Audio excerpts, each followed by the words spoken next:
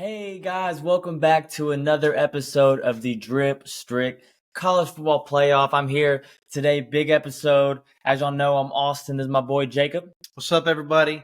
Thank y'all so much for all the love and support you're showing. And we got a great recap for y'all this week. Let's get it started, man. So first game we're talking about South Carolina and Georgia. But Georgia just did not play good in this game. They did not. I mean, I felt like South Carolina, they scored the first touchdown. So I thought South Carolina was in it for a while, but Georgia just showed that they have a better defense, better offense. But they didn't play great. Dejon Edwards, I hope I'm saying that right, is the running back, 118 rushing yards and a rushing touchdown. But I mean, just both these teams just did not look super great, especially Georgia, who's supposed to be, the best team in the country right now. They just didn't look super great. Yeah. Maybe it's just, a slow week. This happens every year with Georgia. They play really good for most of the season, and then they have that game where they're just like, trash. Yeah. But they still pulled out the win, so shout out Georgia. Yeah. I think it was like 14-3 at one point in this game, and South Carolina honestly looked like they were going to pull it out. And shout out to South Carolina, but South Carolina's defense is not too good, and so Georgia was able to come back. Carson Beck led them into coming back. But shout out to Georgia in this win, but it wasn't very impressive, and that wasn't we're the number one team in the country game. That wasn't the type of we're the best team in the country type game, and I didn't see anything that I liked from Georgia. So shout out to Georgia for the win though, and yeah, that's really all I have to say about that game. Yeah, I was telling Austin earlier this week. And I know we're going into week 4, but there's not really a team that stands out as like the complete number one team right now. Yeah, Georgia hadn't looked super great. They've been playing cupcake teams. Alabama obviously didn't play great this past week. We'll talk about that in a few, but no one has looked super great yet. Yeah. Like I said, I really was very confident that Georgia was going to just kill South Carolina, and I was totally wrong about that. South Carolina stayed in the game, So shout out to them. Next game we're talking about is Florida State at Boston College. Now this one, straight out of left field. No one saw this coming. Florida State did win though, 31-29, but no one thought it was going to be this close of a game. I don't think anyone saw this coming. I mean, Boston College was there every step of the way. Yeah. Florida State. So Thomas Castellanos, I don't know how to say that name, but had 305 passing yards, passing touchdown, and an interception. He also had 95 rushing yards and a rushing touchdown. So he really carried the offense on his shoulders. Yeah, for sure. For this game. So shout out to him. He played great in this game. Jordan Travis, 212 passing yards, 2 passing touchdowns. But Florida State's defense they struggle. Their offense looked great as always, but their defense just did not look super great for this game. So shout out Florida. Yeah. This was another game, as in they're the number 3 team in the country, and they're playing a team that's 1-1 in Boston College that hasn't looked really good, and they were expected to win by a lot of points, and they just they really almost got upset. They're the number 3 team in the country, and obviously they're another team that they didn't play like they're the number 3 team in the country. So for them to get the win, though, I'm glad they got the win. It's kind of a tough game for them, obviously being away as well. But but shout out to Jordan Travis for being able to pull out the game. But they should not be close. If they're the third best team in the country, they shouldn't keep it close against Boston College. So I don't know. That caught me by a big surprise for sure. Next game we'll be talking about is Alabama at USF, University of South Florida. Now, we don't really know why they played this at South Florida.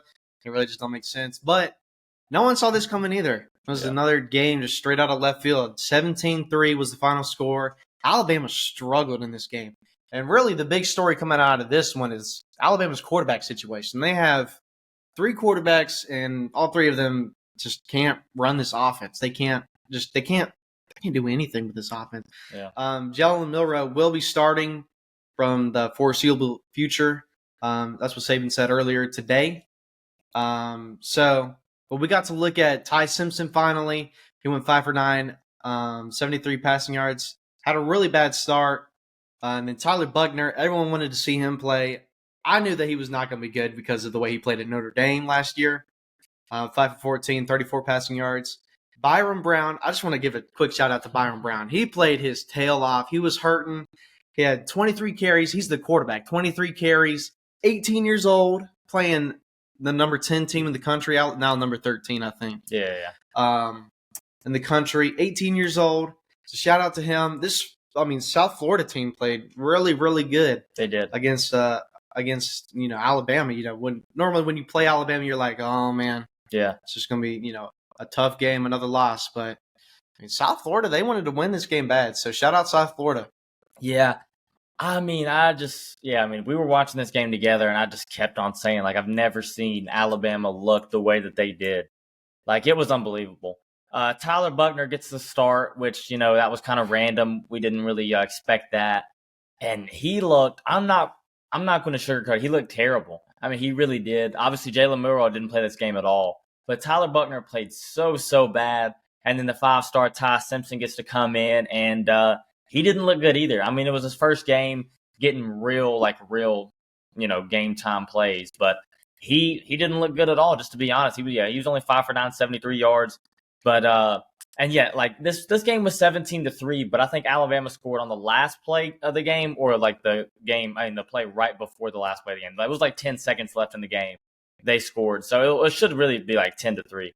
But, it shouldn't be even close. They were playing in South Florida, but South Florida's not good. They might have won a few games last year, like maybe. And Byron Brown, man, what a game. He had a really bad interception late in the game when he just tried to get too hectic. He tried to throw it downfield, and Alabama was able to get an interception. But I don't know. This is a really, really rough Alabama team so far. They played bad. They should not be proud of this win. And man, they really, really struggled with this win. But at least they were able to pull it out. I do think that they're going to be able to turn this around, though, and be in dead serious. I just feel like they weren't in it. I think it's maybe because Jalen Milroe was not starting. I think that had the effect on a lot of the players. And so I think they'll be able to turn it around, and they'll obviously not have a game as bad as this one, because this was, there was no expectation for this to happen. And so it was crazy, man. It was crazy. Alabama also has one of the biggest offensive lines in all of college football right now. Bigger than I think they were talking about it, like their offensive line averages bigger than the normal NFL offensive line. That's true. And they couldn't protect the quarterback for anything. Yeah, it was sad. But both quarterbacks got sacked. So shout out South Florida for fighting. Yeah. Next game we're talking about, I just want to say I predicted this. Oh yeah, you did. Tennessee at Florida at the Swamp at night. Florida wins 29-16. I was like, last week I said this will be the most Florida thing ever if they beat Tennessee in this game. But this was just Tennessee, or Florida played really good. Graham Mertz, didn't play great, didn't play bad, played Graham Mertz, mediocre as crap. 166 passing yards, a passing touchdown. Milton, didn't play super great. I will say though, Milton has one of the most beautiful deep balls in all of college football right now. It's just every time he throws it up, it's just perfect. But it's, the shorter stuff, the medium stuff, all that kind of stuff he needs to work on. Just an all around great game by Florida. And this is a huge win for them. Confidence wise, this is a great win for them. Yeah. Yeah, for sure. This was a game. Yeah, you were right about this game totally. I thought Tennessee was going to show out against Billy Napier and the Florida Gators. But Graham Mertz, shout out to him. He actually played a good game. He was very, very solid. Didn't turn the ball over. Yeah, he was super solid, and he just did his thing. He did enough to get the win. In the Swamp, late night, Billy Napier. This was a big win for him. I'm so glad he got this win. And for Josh Heupel and the Volunteers, this was kind of a sad game. I'm here to tell you right now, man. Joe Milton is he's not very good. He's not bad. He's good, but he's not very good. He's not great. He's decent, and they're not going to win. They're not going to win a New Year's Six bowl with him. I'm just being honest. They're not going to make it to anything like that. And shout out to Florida. Trevor Etienne had a monster game, 172 yards rushing. Just an incredible game from Trevor Etienne. And shout out to Florida Gators. They really, really needed this win. Billy Napier really, really needed this win, and they got it. So big win over Tennessee. And I know Tennessee fans, they cannot be feeling good about this game at all. So, man. Next game we're talking about is LSU at Mississippi State. I know this one stings for you personally, but also, week 3, first 2 weeks, Malik Neighbors, was hyped up all off season. It's gonna be one of the best wide receivers in all of college football. Didn't play great the first 2 weeks. Didn't have very many catches. Didn't have a lot of opportunities. But this game he finally showed up. We finally saw him. Unfortunately, against your Bulldogs. 13 catches, 239 receiving yards, and 2 receiving touchdowns. An absolute monster game by him. Yeah. Jane Daniels played a really good game too, 361 passing yards and 2 passing touchdowns. I mean, their formula just needs to be give it to Neighbors every play. Yeah. Give it to Neighbors. So a great game by LSU. Mississippi State, man. I was rooting for Mississippi State hard in this one, But they got a completely new offense, completely new system in place. A lot of these guys are used to playing in the air raid, and now they're running it majority of the time. So it's going to take a while for them to switch it, which is totally fine. But shout out LSU. Yeah, I mean LSU, dude, they look solid. They look legit. I mean, Jaden Daniels had a monster game, 30 for 34, super efficient. He also had 64 rushing yards, 2 rushing touchdowns. He was running all over us. And yeah, he looked really freaking good. LSU looked really freaking good. Their defense was dominated the whole game. Malik Neighbors is one of the best wide receivers in the league. And so, yeah, shout out to Jaden Daniels. He had a phenomenal game. He's a phenomenal quarterback. I've always loved him. And huge win. I mean, this was a very impressive win, and LSU looked legit. I mean, they just made us look terrible. And so shout out to LSU, man. They played a heck of a game, for real. Next game we're talking about is Colorado State at Colorado. Game day went to this game. Yeah. And this one, a lot of people were expecting a Colorado blowout, that Colorado State had 0 chance this game, but it went to overtime. Yeah, final score being 43-35. And, I think this game would have been completely different if they had Travis Hunter for the entire game. Travis Hunter got hurt, earlier on in the game. It was a, dirty hit, wasn't clean at all. Yeah. It was after a play, too. He went to the hospital, and he's out for 3 weeks now. So, prayers up to Travis Hunter. Hopefully he comes back even better. But Shedeur Sanders had another great game, even without his best receiver. Yeah. 348 passing yards, 4 passing touchdowns. And his first interception, which he threw earlier on in the game. But, I mean, he fought hard in this one. He wanted this win more than anyone really on the team. The defense kind of, let down. They've kind of been letting them down all season. They couldn't really get stops against this Colorado State team. But, the offense showed up, and that's what won them this game. So, shout out Colorado. Yeah, I mean, this was a heck of a game. Everybody thought Colorado was about to blow them out. I did included. I thought they were about to absolutely wipe him off the floor after everything that Jay Norvell said. But shout out to Jay Norvell. He had a heck of a plan coming into this game. And, I mean, they ran the same mesh route maybe 20 times, and it worked every single time. Colorado just didn't adjust. And so, yeah, I mean, Colorado State played a heck of a game, 2 overtimes, double overtimes. But Shedeur Sanders, number 2, just put the ball in number 2's hands, and they're going to probably score. I mean, and that's really what it came down to, just trust in your offense like Coach Prime does, and they were able to pull out the win. I mean, it wasn't such an incredible week for Colorado. Like, I've never seen anything like that. They had the dang Rock on College Game Day. They had Lil Wayne bringing the team out. I mean, it was crazy. And to come out with a win at the end of the weekend was big. So shout out Xavier Weaver, had a back-to-back monster games. He's played a heck a lot better, since I think he had a kind of a quiet week 1, but I mean, after week 1, he just been pulling it up. And Michael Harrison, the walk-on tight end, had 7 catches, 76 yards, and 2 touchdowns as a walk-on. So that was awesome. And hopefully, he continues to play like that the rest of the season, because they're going to need that when they have to play Oregon and USC these next 2 weeks. So we'll see. And great win for Coach Brown. They're 3-0. We also saw Shiloh Sanders. Oh, yeah. Finally have a big play. He played really good in this game. Shiloh Sanders and Shedeur Sanders wanted this game really bad. Shiloh Sanders had a 80-yard pick 6 or something. Yeah. And a forced fumble. So he had a great game. Hopefully he continues to play really well. Yeah. Next game we're talking about is Samford at Auburn. A little cupcake game before we get into our 5-week stretch of just pure not fun. Final score was 45-13. Peyton Thorne did not have a good game. Went 24 for 32, 282 passing yards, 1 passing touchdown, and 2 interceptions. Just didn't play great.